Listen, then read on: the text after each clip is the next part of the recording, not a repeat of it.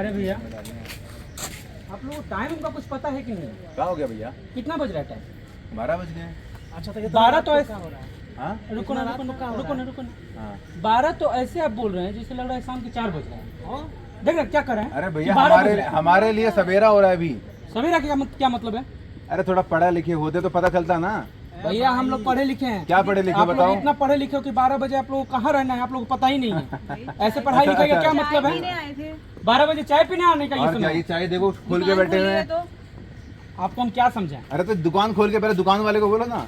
एक बात बताइए अगर कुछ हो जाएगा आप लोग को तो कौन जिम्मेदार होगा? क्या होगा हमको हम ही बताओ। लोग पे पड़ जाएगा ना। अरे तो तुम करोगे क्या? तुम क्या करोगे मुझे बताओ।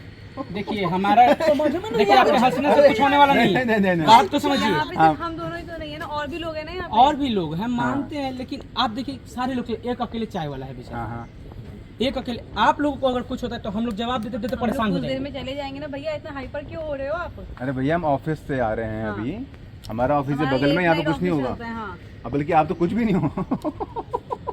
भैया भैया 10,000 का महीना मिलता है, इसका हल्के में मत लेना है। हल्के में और हो 10,000 तुम। में आपके सिक्योरिटी हल्के में हो तुम।